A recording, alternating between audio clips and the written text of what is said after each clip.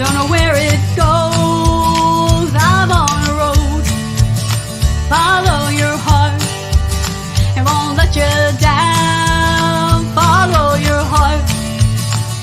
Take the steps beyond your way. Take the steps. When you have a dream, you gotta start. It's the only way. If you're gonna shine, and you're gonna shine, shine, shine. You're gonna shine. And we are shining bright here on the ranch. Thank you all for joining us tonight, because this is a big episode. This is my 10th. And, every week, I just really have been loving, the show so far, and the guests that have come on. It's just been really exciting watching it grow. So I do appreciate everyone that made this possible, that keep tuning in week after week, because we're going across 6 platforms and it's interactive. So if you have something to say, if you're watching, you like what you hear, you're always welcome to chime in and you'll get a response from us. So thanks for checking us out. Tonight, the mission of the ranch is to scour the globe for the best in indie country music. And we've been finding country music all over the place. We've been up in Canada, British Columbia. We've been out in California. We've had responses from South Africa, which I think is amazing, letting them know that love of country music is global. But today we're going a little bit closer to kind of traditional country. We're going right outside of Kentucky, about an hour from Nashville. So today we're going to bring in nice warm round everyone for Russ Stallion. Hello. Hey, how you doing, Randie? I'm good, Russ. I'm so glad you were joining me today on the ranch from Kentucky. A lot of ranches in Kentucky, I would imagine. Yeah. There's quite a bit. There's actually quite a bit of cattle in the state of Kentucky, and horses too. Famous horse races. We all know that. Yes. Yes. It's interesting. The show is called On the Ranch, but I'm in the north. I'm in Pennsylvania. And we have farms in Pennsylvania. We don't really call them ranches. We have farms. I don't even know what the difference is. Am I just making this up? Is there a difference? The amount of land? I think,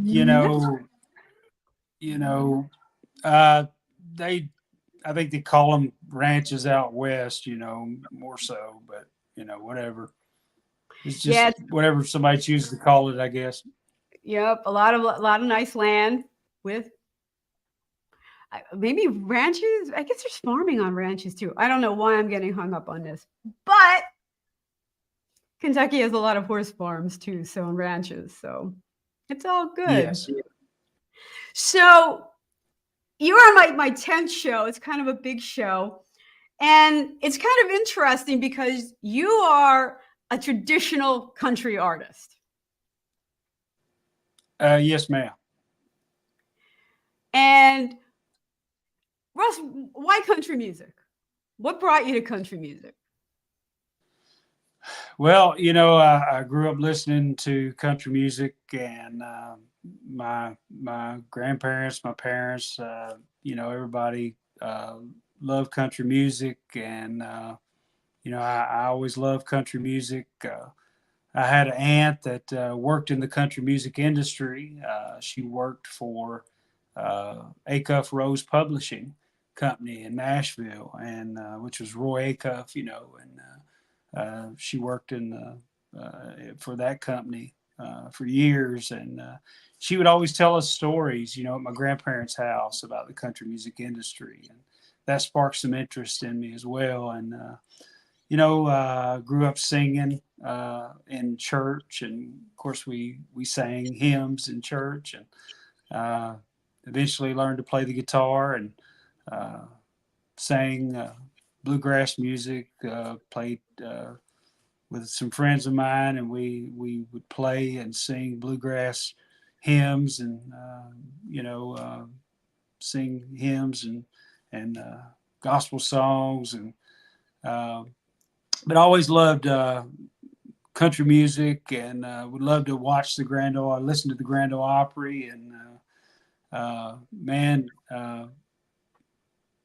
of course, I love all different types of music. And of course, when I was a teenager and through those years and through college and stuff like that, I listened to some rock and roll too, and different types of music and all different types of music. But always came back to country music and had a special place for me, and always has and always will. But then eventually came to this place where I started writing some country music, and I've written some country songs, and it just I think it resonates with me because that's the kind of life I've lived.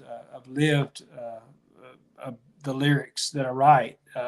It's not just something that I pulled out of out of blue sky. It's about my life, and it's about the lives of people that I know, and people that I've lived around, and things that I've seen and things that I've experienced. It's not just something that I talk about. It's something that I've actually lived. So anyway. There's a lot of interesting things that you're saying there, and it's interesting how people kind of deviate in their teenage years, but seem to come back to the country music, and see it as a lifestyle. How is your lifestyle different as a country artist that you're not a rock and roller? Well, let's see. I don't know. I don't know. I don't know what a rock and roller's lifestyle is exactly like, but I can tell you what my life's like. I was raised on a farm. I can tell you what it's like now. When I get up in the morning, there's Amish people driving horse and buggies down my road in front of me. There's only one house I can see anywhere around me other than row crop fields. I could see the sunrise. I don't know. I'm from a very small town, which there may be rock and rollers that are from small towns. I don't know. I talk like a hillbilly. I don't know. I don't know what I don't know how to compare my experience to theirs, but I'm just country. I don't know. Right. It's probably pretty obvious and pretty evident that's who I am, and I don't try to hide it. But I think there's a lot of things though that we would have in common as human beings. It's just that I'm authentically, and I don't think that makes me better or worse than anybody else. I'm just country, and it's just kind of, the hand that life dealt me. I think Alabama's the group that had a song called "I Was Born Country," and that really describes my life. I wasn't. I didn't try to become country. I was born country, and that's the way. Into it.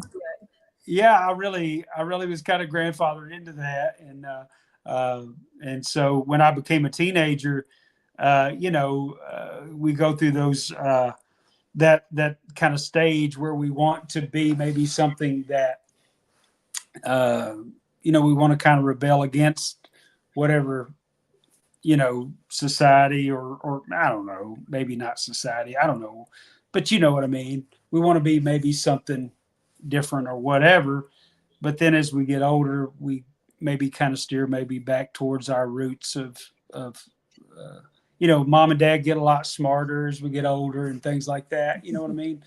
And we realize maybe we weren't as smart as we thought we were, and they were a lot smarter than we thought they were, and things like that. But anyway, I'm just rambling on here. That's all right.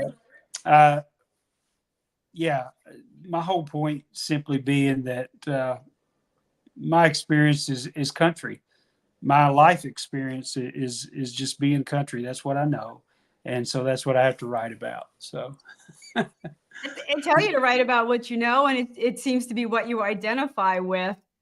And and it does seem to be a lifestyle for a lot of people who like listen to country music. They try to bring this into like their daily life, you know, the sunsets and the small town, and trying to keep it simple almost. Yeah, I think that you know, this is just my personal opinion. I think that if you try to write about something that you are not, you know, I think that that's where you get into trouble. Is any for anybody, for any aspiring artist, is trying to be something that you're not. Authenticity is where it's at, and I think that being inauthentic is the kiss of death when it comes to artistry. I think that because we have to come from our for artistry to be what it needs to be, it has to come from our soul. It has to come from our heart. It has to be genuine. And so, I think that people can sense that, and they can tell it. I really believe that. I give people credit that they know that what is coming from an artist is genuine, Mm-hmm. and so we have to be about what is genuinely us. And so, with that being said, I try to write about what I know about, so and who I am. So Yeah. Yeah. So the first song we're going to hear from you is "Do What You Gotta Do." Can you tell us a little bit about that? yeah, you know, I it's a fun little song. Now, you know, people will take a song and they'll try to make it about all different kinds of things, and I don't care what people might say or think about it. I don't really care what anybody wants to say about it, but I know what I wrote the song about. I just wrote the song about just basically minding your own business.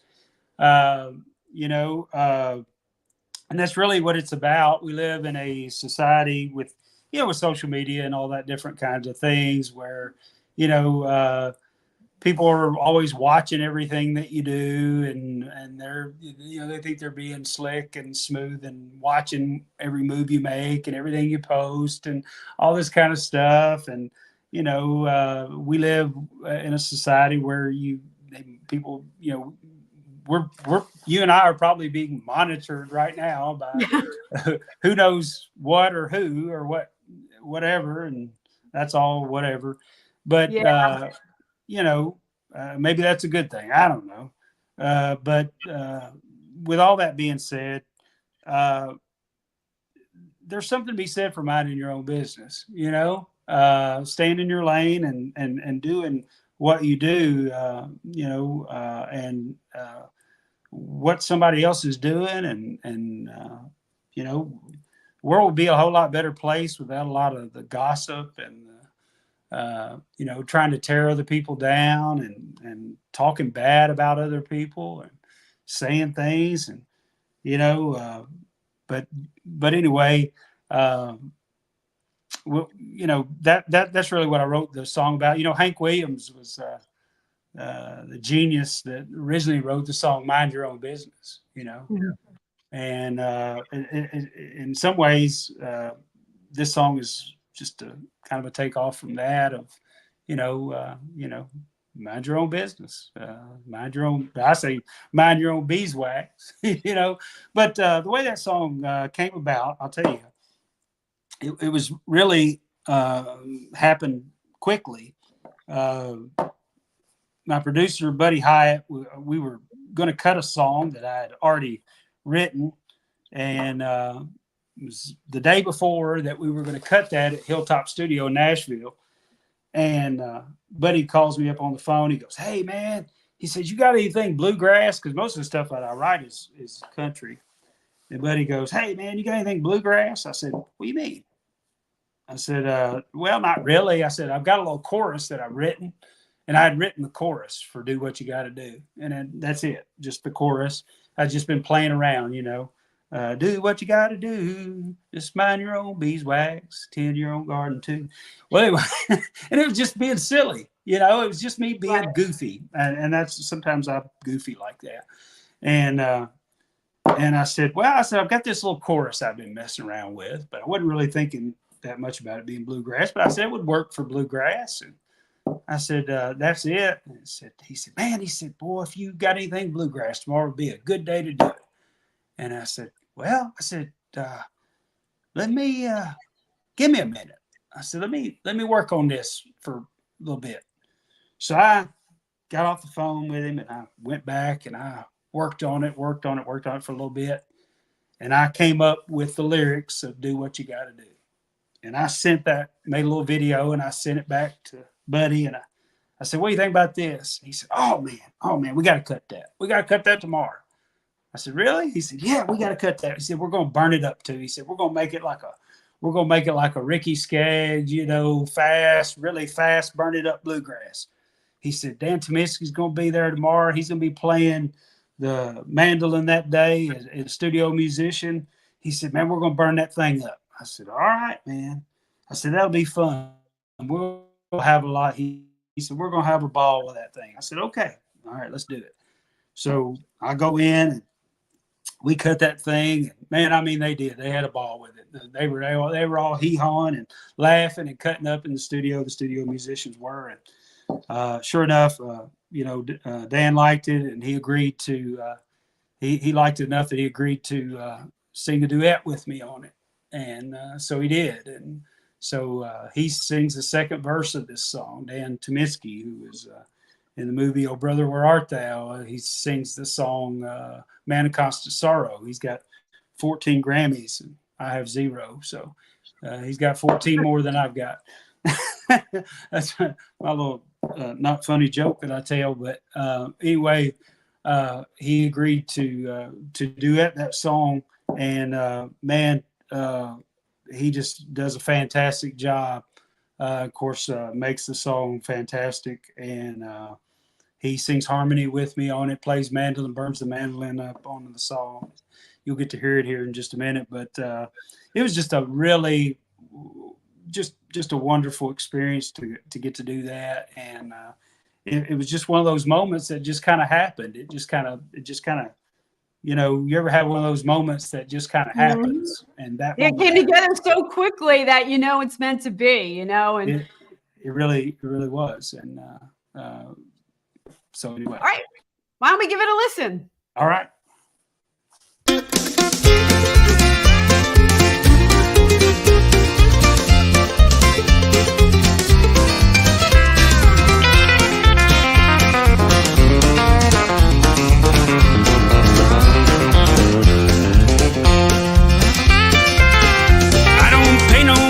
Nosy, rosy people, and I don't stick my sniffer where it don't belong.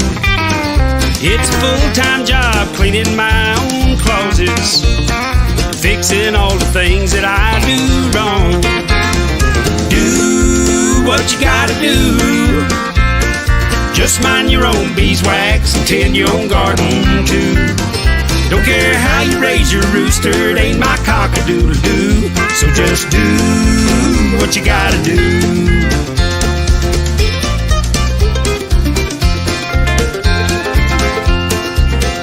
How you're bringing home your bacon ain't my business. How you scramble up your eggs ain't my concern. I'm too busy cooking my own breakfast to smell your biscuits when they start to burn. Do what you gotta do. Just mind your own beeswax and tend your own garden too. Don't care how you raise your rooster, it ain't my cock-a-doodle-doo. So just do what you gotta do.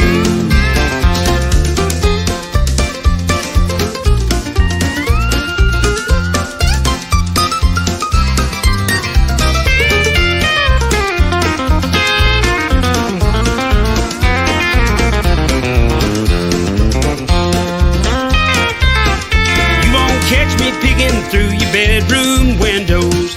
Don't care what you choose to do behind closed doors. Won't be checking underneath your bed for dusty, dirty spider webs. I'm too busy sweeping my own floors. Do what you gotta do. Just mind your own beeswax and tend your own garden too. Don't care how you raise your rooster, it ain't by cock-a-doodle-doo. So just do what you gotta do. Yeah, do what you gotta do. Just mind your own beeswax and tend your own garden too. Don't care how you raise your rooster, it ain't by cock-a-doodle-doo. So just do what you gotta do, and I'll do what I gotta do. Yeah, we all do what we gotta do.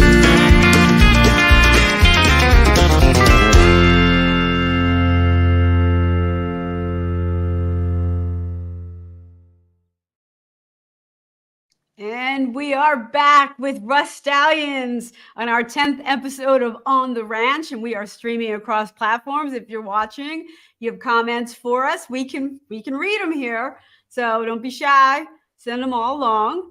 That was Do What You Gotta Do. And I have to tell you, Russ, I work with troubled teens and I work with middle schoolers, and they're always in each other's business. And I don't know how to tell them that it doesn't get any better. Like it goes on all your life. Just learn how. You're right. There are times when people just overstep, and it goes too far. And social media doesn't help with a lot of that. Right. You know, it just spreads a lot of stuff.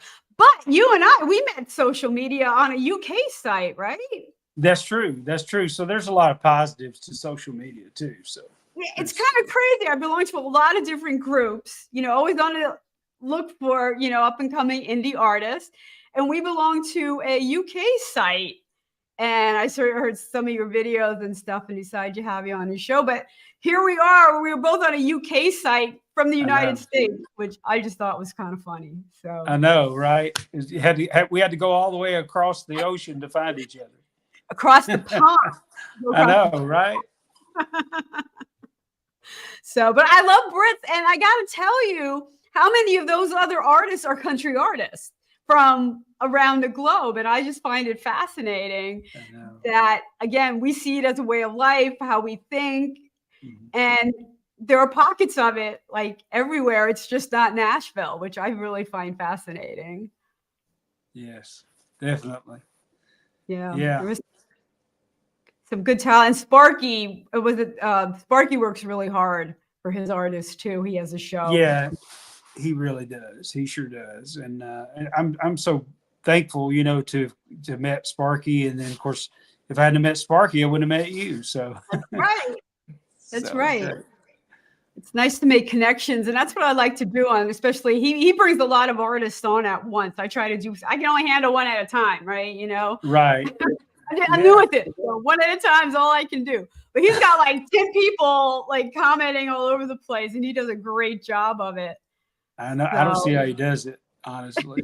He's got a bunch of shows per week. I'm trying to keep up with the post on that site, and I can't. It makes me dizzy. But I know I have to do one in the morning. I got to do one with Sparky at 8:30 in the morning. So I don't see how he keeps up. And he puts up his times, and you got to do the math. 5 hours for me, you know. And I'm like, oh, I went the wrong way. You know, blah. I know. I was never. Math was not my favorite subject. No. You and me both. Like, I can't be doing this. I can't do algebra. Although I was better at geometry than I was at algebra. I remember that. I like lunch and recess myself. Right. Maybe some art.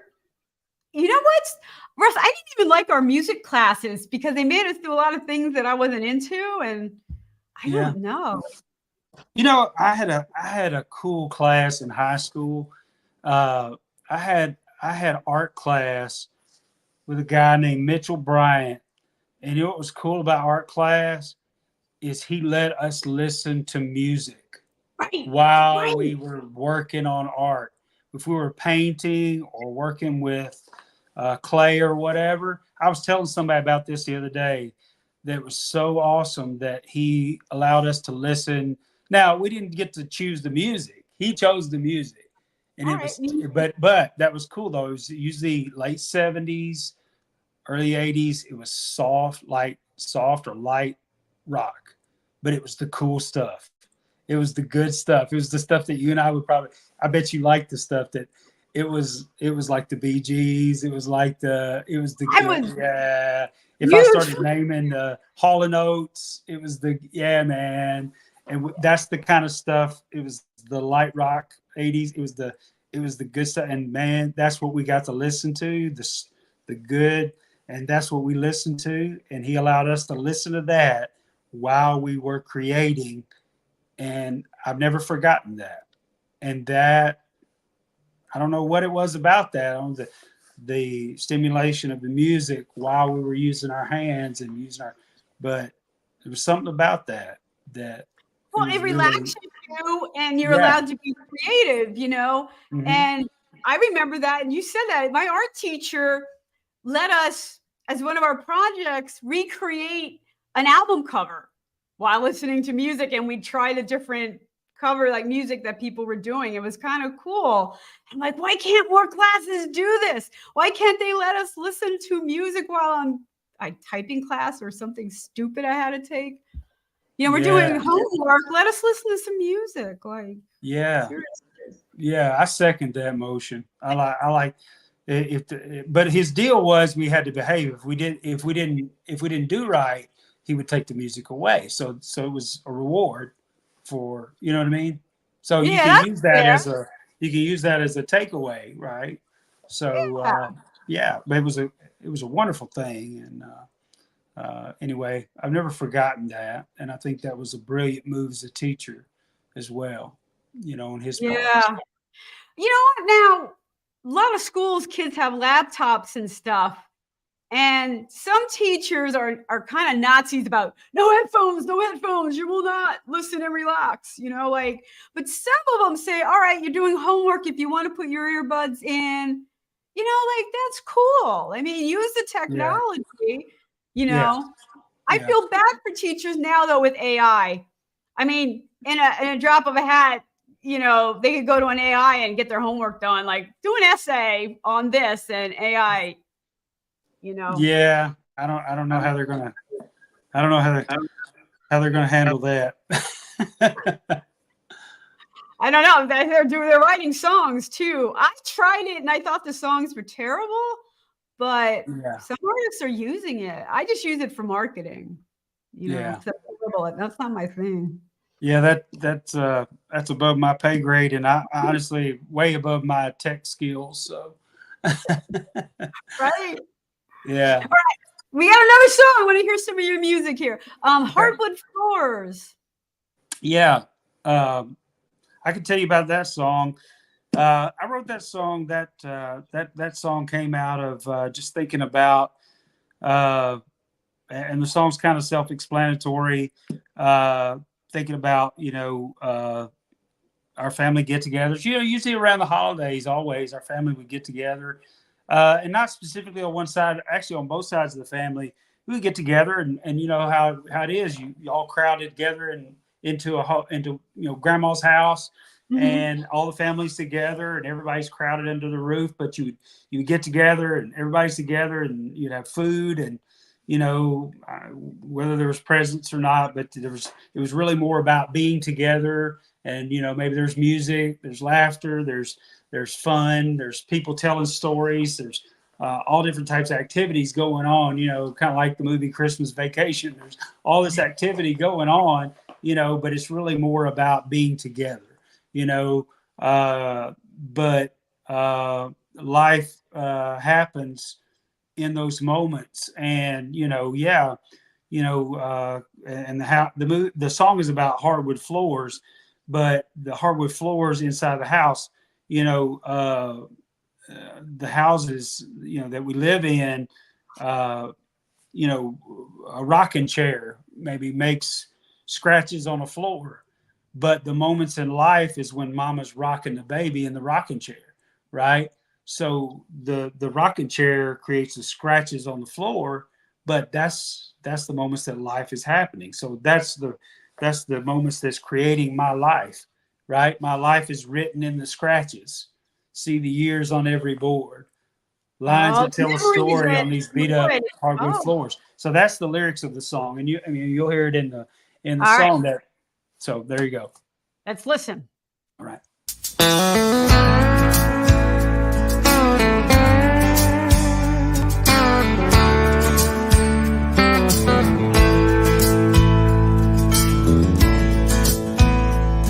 My heart is a lot like wood grain. It's got scars and seen its share of pain, but it's stronger than the oak trees that grow down memory lane. My life is written in the scratches, see the years on every board. Lines that tell a story on these beat up hardwood floors.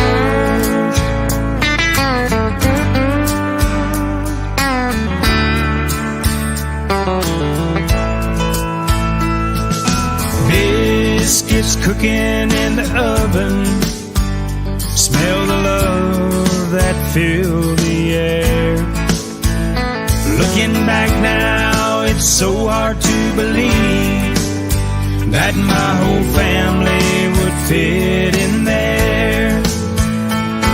My life is written in the scratches, see the years on every board.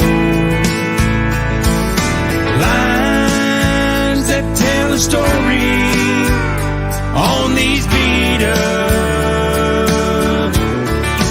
hardwood floors.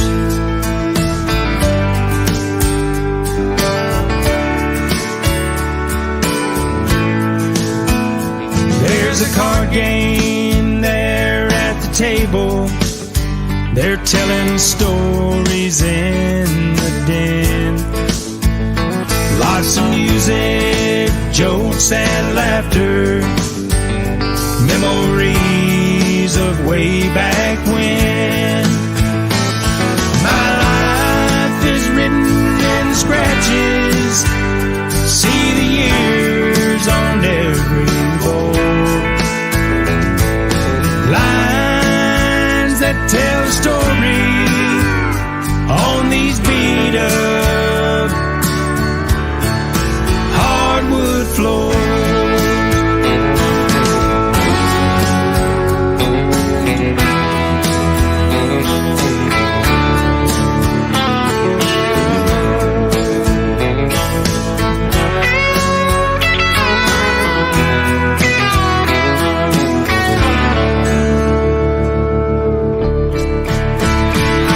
My life is written in the scratches, see the years on every board. Lines that tell a story on these beat up hardwood floors. My heart is a lot like wood grain. I've got scars and I've seen pain.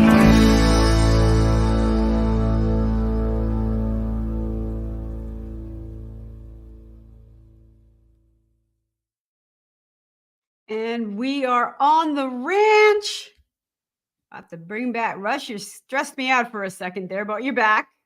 You're back. And we are on the ranch for our big 10th episode of the show, which I'm really, really excited about. And I have to tell you, when I think of country music, I think imagery.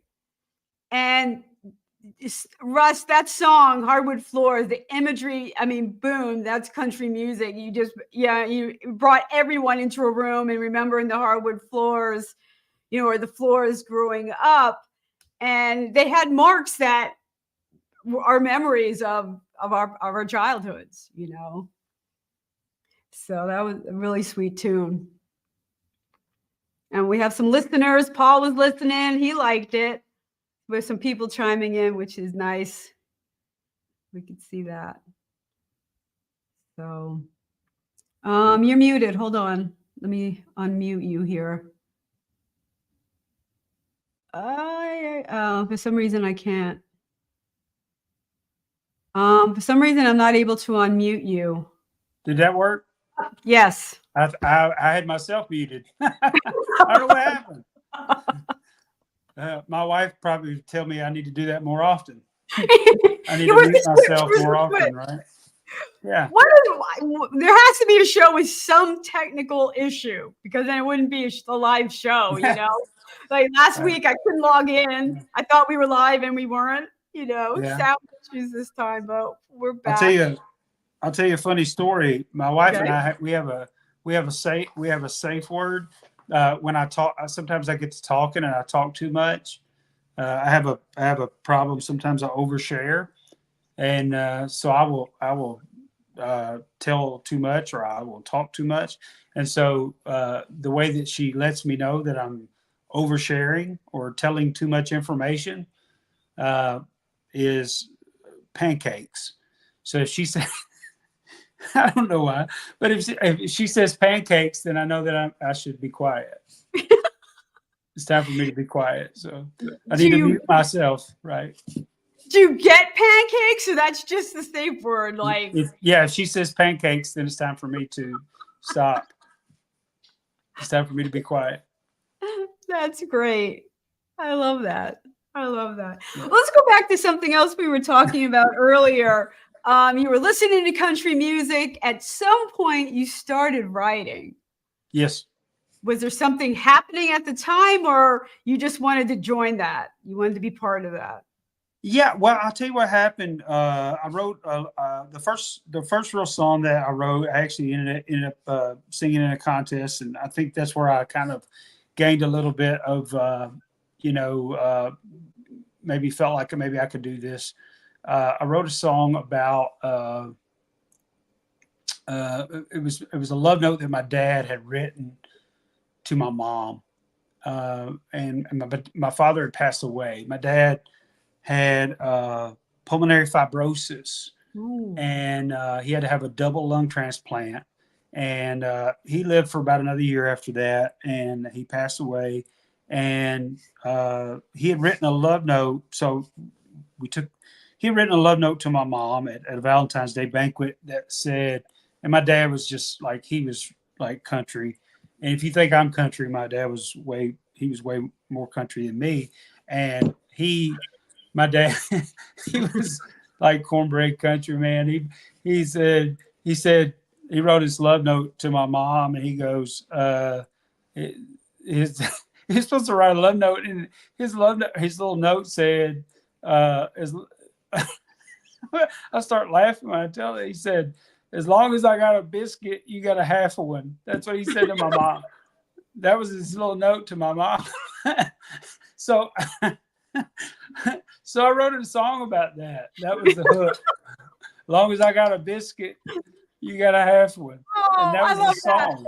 And so I got a song that I wrote called "As Long as I Got a Biscuit." And and so that's the song. But anyway, and I sang that little song at a little contest thing, and that kind of sparked that for me, the songwriting bug for me. And so here I am on your show now. So yeah.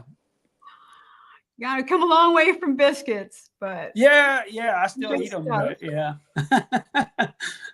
Eat them. I love. Yeah, I love it. I probably should eat gluten-free ones, but yeah, I don't.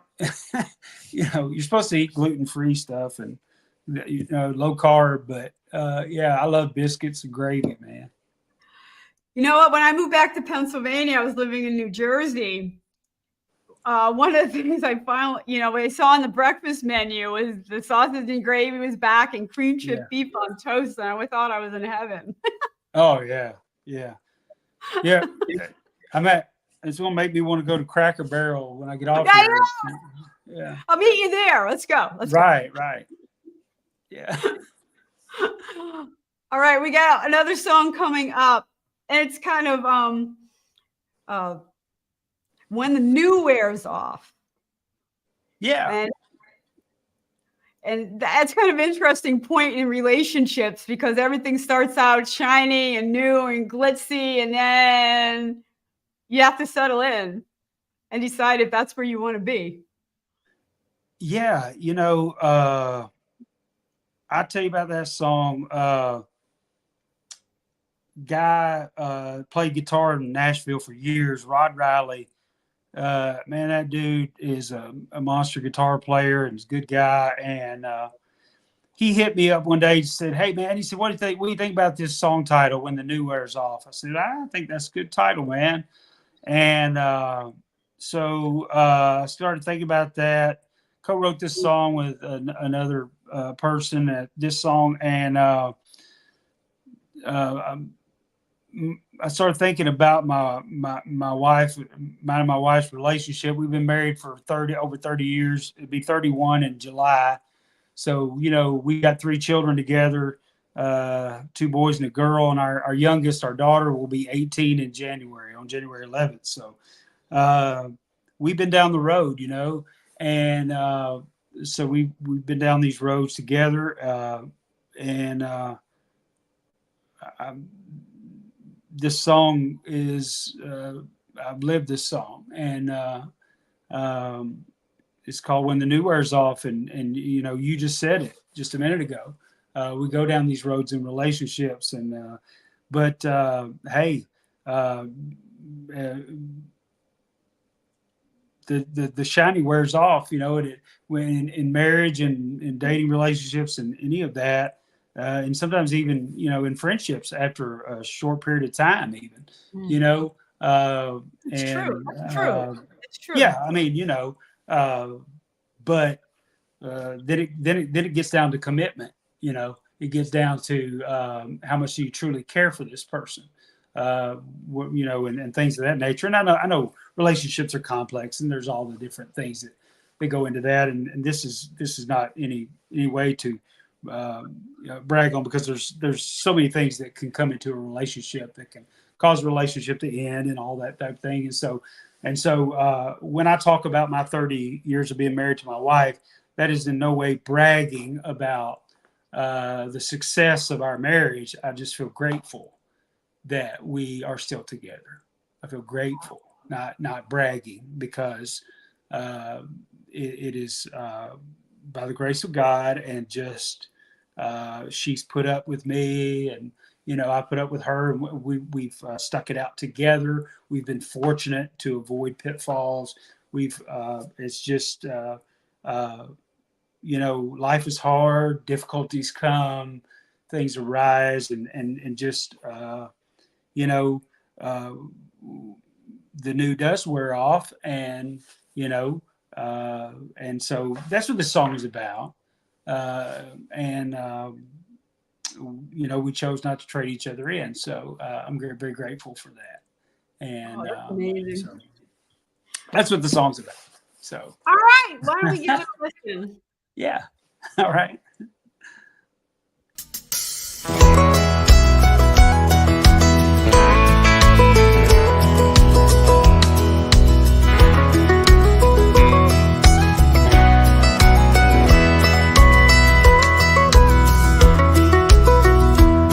I traded my old pickup for a brand new set of wheels. Upgraded my cell phone 'cause it gave me a good deal. My old house, it wasn't big enough, so I bought a brand new spread. Just replaced my laptop 'cause the old one, it was dead. And when the new wears off of you, I thought this whole thing over, and here's what I'm gonna do. I won't ship you off, I won't trade you in, they don't make them like they used to.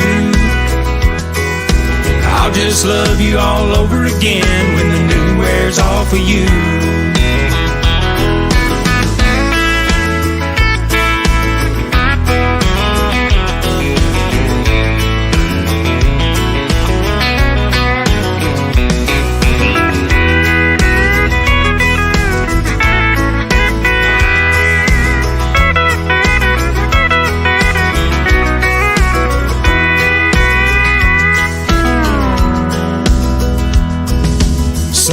things just get better with the passing of time. Like this old handmade saddle or a bottle of red wine.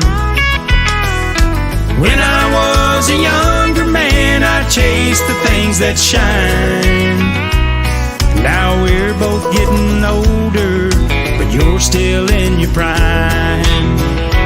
When the new, I won't ship you off, I won't trade you in. They don't make them like they used to. I'll just love you all over again when the new wears off of you. When the new wears off of you. I thought this whole thing over, and here's what I'm gonna do. I won't ship you off, I won't trade you in. They don't make them like they used to. I'll just love you all over again when the new wears off of you. Yeah, I'll just love you all over again when the new wears off of you.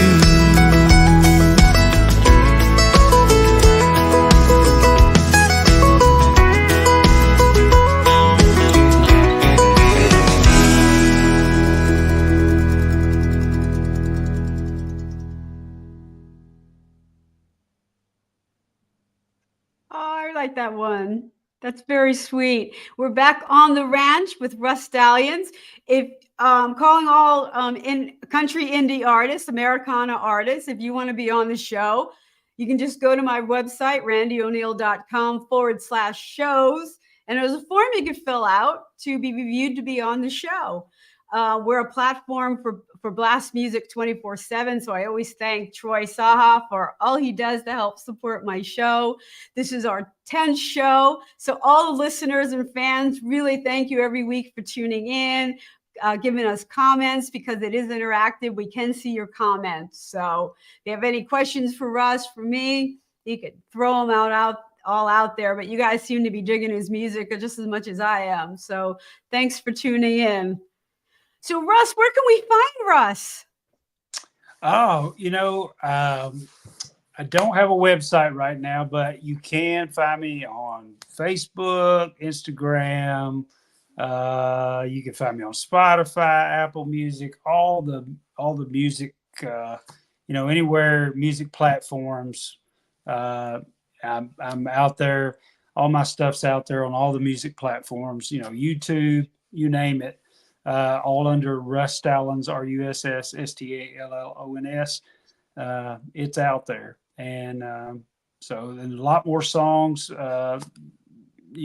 These just a few songs here tonight, but man, I got a few more. So go check it out. I mean, I think I listed every place you could find me. I don't know. Well, what about your live shows, Russ? You're in Kentucky, but you're close to Nashville. Most of the time. Yes, ma'am. I'm sorry. I didn't mean to interrupt you. Go ahead. Yeah, I just asked. I usually play, when I play songwriter rounds, places like the Commodore Grill in Nashville, places like that. I played the Bluebird in Nashville. I played places like that, songwriter rounds. I haven't played a lot of stuff like, with like full band or anything like that, but that's something I would like to do, at some point. But haven't really had a lot of opportunity to do that. But maybe that's something that I can get the opportunity to do in the future. It's always a lot of fun when you bring in pieces. But I love the songwriters in the round. Call that up here. We call that Nashville style. We have different artists, but that's my favorite. Yeah, I mean, I love playing with the band. When we were cutting songs in the studio, it was a lot of fun. And there were supposed to be some opportunities where I was going to get to do some stuff with the band, and it didn't pan out. But maybe in the future that will work out. I hope so. You working on some new songs? Trying to work on some stuff right now that hope to get to put out there in the future. So Winter's when I hunker down because it's cold and I don't like cold weather. It gets dark at 4:30, man. I know what else is there to do, but grab a blanket and grab a guitar. Yeah. Just Turn write up some the heat. Right. So far, it hasn't been too bad. Today we got a lot of rain, but I always say it could be snow. So, rain. Let it rain. It's end of December and it's still raining here. So every now and then we'll get snow in December, but usually starts snowing in January here. That's when we start getting snow. But it's been such wacky weather patterns that it has. Yeah. Hard Is it to El Nino or Nina or I don't know. Yeah, there's one off California, there's one off our coast, the East Coast, and it's just global. I don't even know. Have to get out the Farmer's Almanac. I don't know. Yeah, I like the Farmer's Almanac, but then again, I just go out to the farm and I see if the cows are up or if the cows are down. I still do that. That's still stupid stuff like that. All you have to do in Kentucky is just wait till tomorrow to be different. It's just something different every day, or 24 hours it'd be something else. Tornado, rain, windy, snow, cold, hot, cool. Yeah. Well, Mary Goldsby has a comment that we should be on Stooped Up. And I don't know what that is. Maybe can you give us a little bit more information? I mean, I'm writing that down. Check it out. Stoop Up. Is that another website? I'm always looking for indie music friendly sites. Spotify takes so much of our I mean what 0.0004. And now all algorithms changing. You'll make more, but you have to work harder for it. Yeah, right. So, what I do is, of course, I use TuneCore, and then they just send it out to all the different distributor, and they send it to everywhere. And I don't know if that's right or wrong, but I just let them send it to everywhere. Well, yeah, that's what you want to do. Yeah. Jamie says things tend to run in 11-year cycles influenced by sunspots. Jamie's my bass player, by the way. Yeah. We have a show coming up. So, yeah. And sunspots could be 11-year cycles. Yeah. I don't know. Yeah. It would be, financially advantageous if we could go back to selling CDs, but, I still have them. Some people still have them as souvenirs. I always try to put a cool cover on it, make sure I sign it. Yeah. Because some people it's a souvenir nowadays. Yeah. I've come to realize that I can no longer play CDs in my house. My one computer died, my laptop, and it was the last one with a CD player. So I'm joining the ranks of can't play a CD. I think what people don't understand, I guess maybe it took me forever to understand is that the only way you make any money is to play live music, that and sell a T-shirt. And so, if people won't buy your T-shirts and you can't play live music, you can't make any money. Music. So, that's pretty much it. I mean, correct me if I'm wrong. There's probably some other small things you can. Well, that became clear during COVID when a lot of artists, there's no place to go. So we all went on stream, some of the streaming platforms. And I think a lot of artists, I know Ellis Paul does this. He has a Patreon account and a fan base, and it's a monthly service, and he plays to them regularly on that streaming site. So there are some revenues, but it's a hustle, Yeah. So. Yeah. but there's so many different aspects to our business. Yeah. So, all right, Jamie, You gotta love it, though. I mean, you do. It's not a question. It's not a question. It's what you got to do. So Jamie says you can buy a CD hard drive player. I know I have one, but they're wonky. They don't always play the CD right. I had one with work, and I know what you're talking about. Yeah. It's an external hard drive, right? That you can plug into it, but they skip a lot. They're a little dubious. I've had them, so I found that it's kind of like raising cows. No. Yeah, you just put them out the pasture. Don't do it. Yeah, you don't do it to make money. You do it because you love it. It's with music, right? You don't raise cattle to make money. You raise them because you love doing it. Horse music. The horse business is that way. You raise horses because you love horses. Yeah. You're going to pay the vet bills, so stable fees, all of that because you love it. And we do music because we love it. Right. Same thing. Same thing. Yeah, you have to have a job to support your habit. Right. Jamie's like, true. Well, although Jamie is a classically trained bass player, so he actually plays in a symphony, and some of his bread and butter right now. Nice. So, yeah. If you like chamber music, I don't know. It's a good gig. Anyway, Russ, it has been a pleasure having you on the show. Man. I really enjoyed being on here, Randie. Thank you so much for having me. Yeah, well, I'm glad we connected in the UK. Yeah. The cyberspace UK. Yes. And one of our shows that we go there with Sparky. So glad we connected. And I hoping you a great holiday. Any last thoughts for our people watching?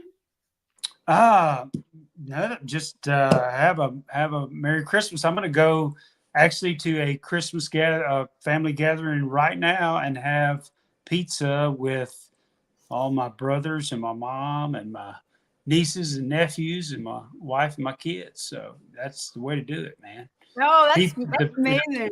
It's the people that matter. It's the people that matter. I'm in cookie making mode, and with my festivities start Thursday night with my one songwriting group first party. So that'll be fun. That'll be fun. Again, great having you on the show. I want to wish everyone a happy holidays. And there'll be no show next week. And the following week is New Year's Eve. So we'll be back the first week in January, and we will see you back here on the ranch. I'm on the road. Don't know where it goes.